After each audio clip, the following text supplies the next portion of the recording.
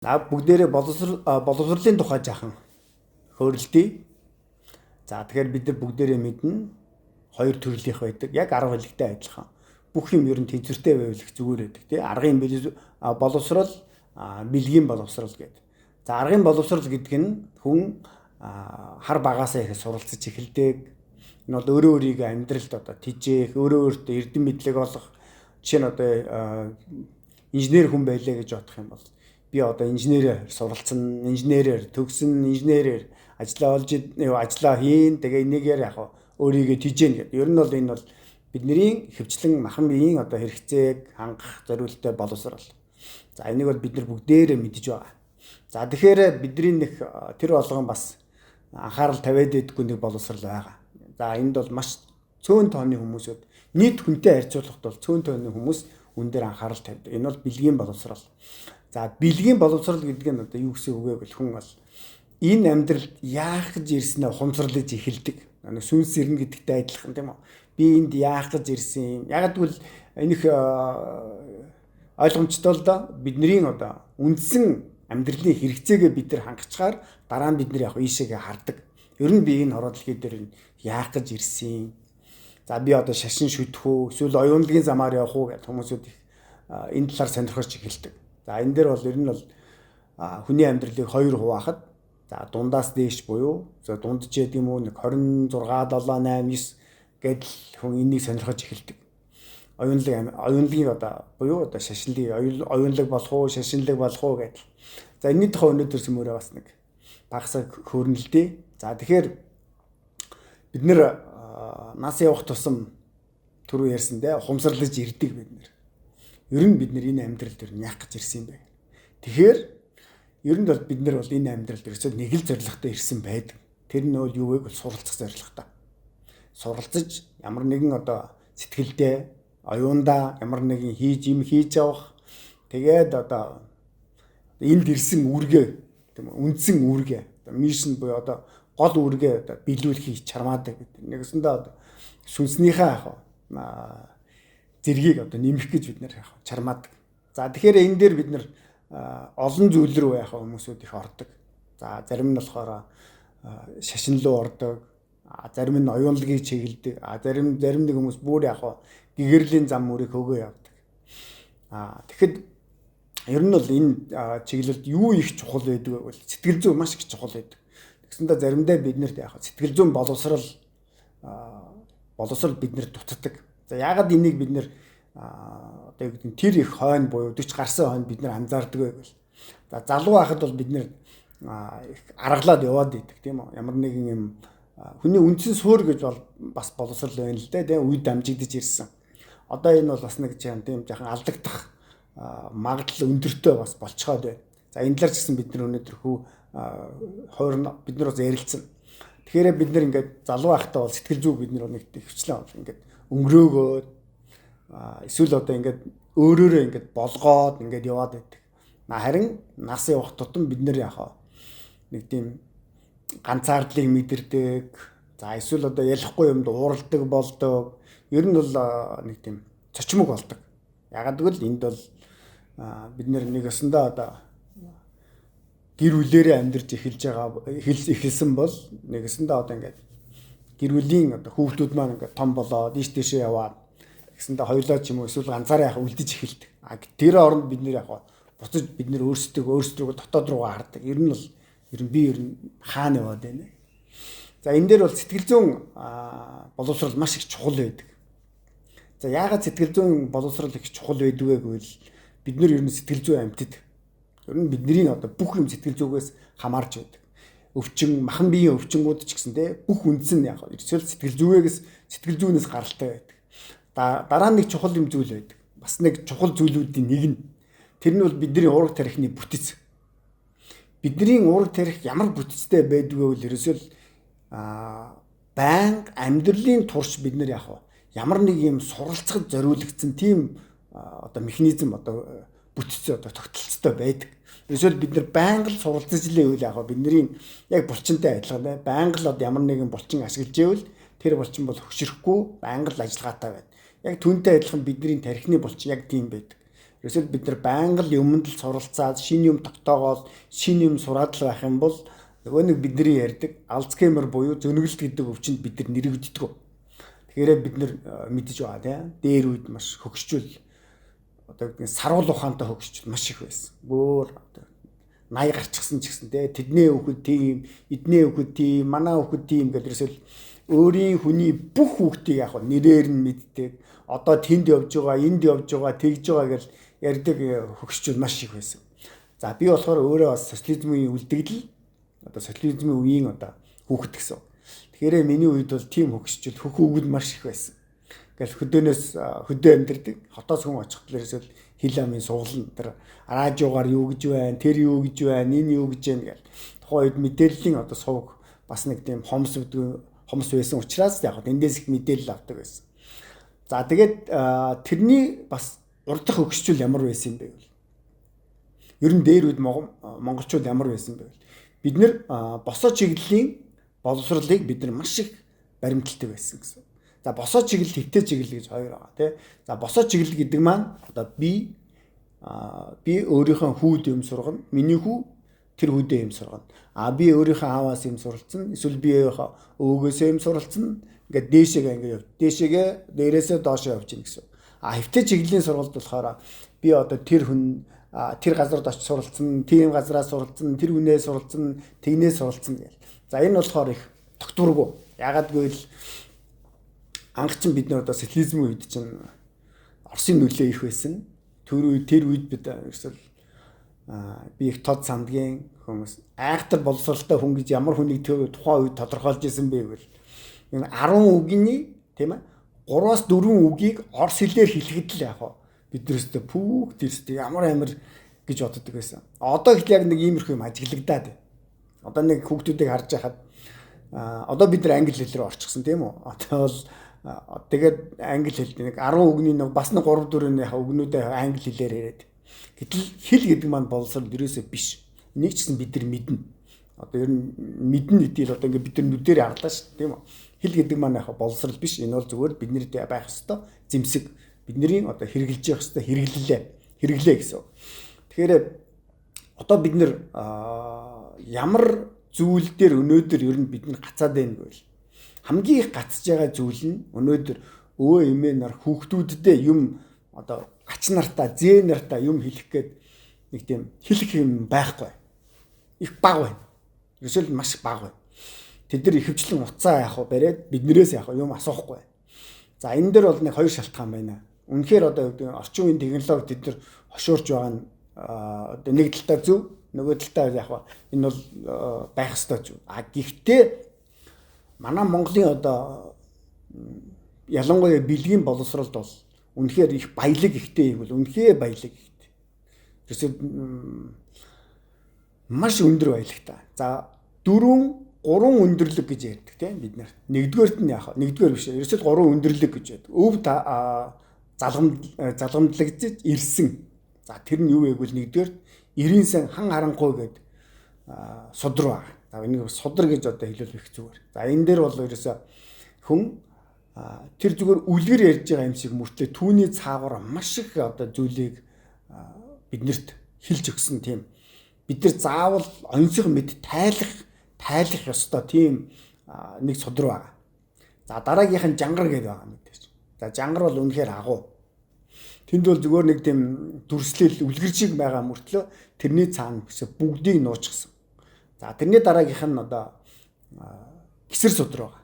Гисэр номон хааны гисэр судар. За энэ бол 10-аас 15 мянган жилийн түүхтэй судар.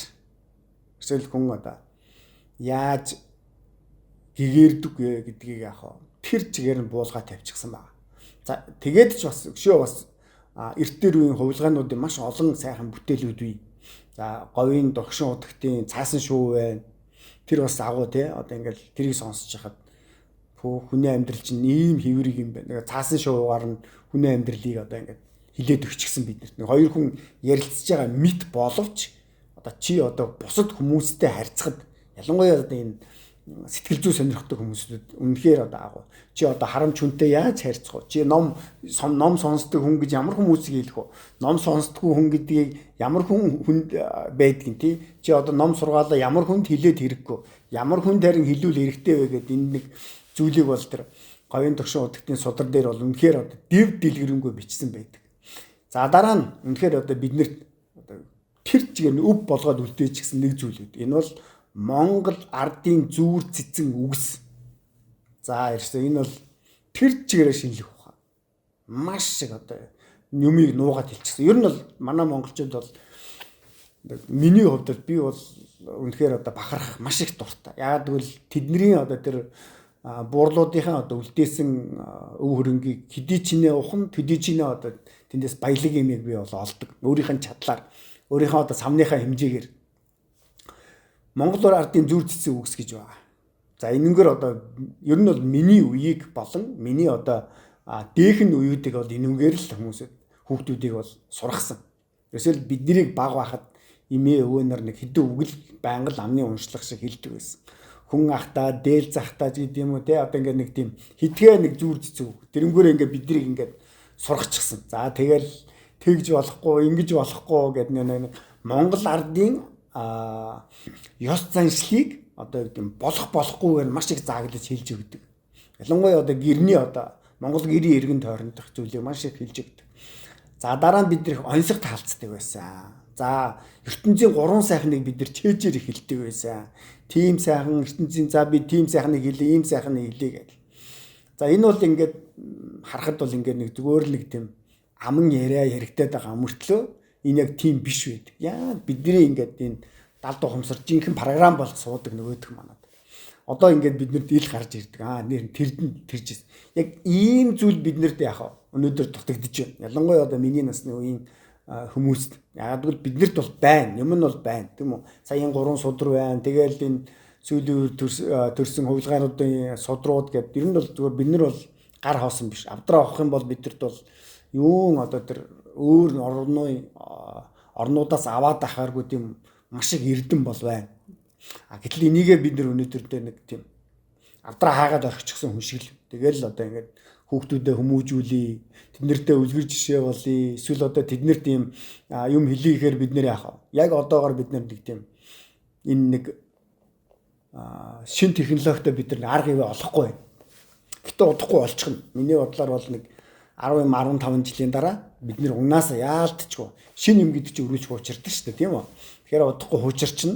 Одоо энэ гар утас бүх юм хуучирчна. Тэгэхээр бид нэр яах вэ? Үргэлж энэ одоо энэ нэг дэлгэцэн хүн байгаад байхгүй. Бид нэр буцаад нөгөөд рүүгээ орно. Тэр бол тийм цаг ирнэ бид нэр. Тэгээ нөгөө буцаад нөгөөд рүүгээ ороход яах вэ? Нөгөө нэг шин юм гэдэг чинь маш сайн мартагдсан хуучин зүйлийг хилдэг гихчээр бид нар нөгөө зүйлээ татаж гаргаж ир. Цаг нь бол одоо ч гэсэн хүмүүсүүд дэр нь энэ талаар бас ярилцж байгаа газрууд бол байгаа гэж бодож байна.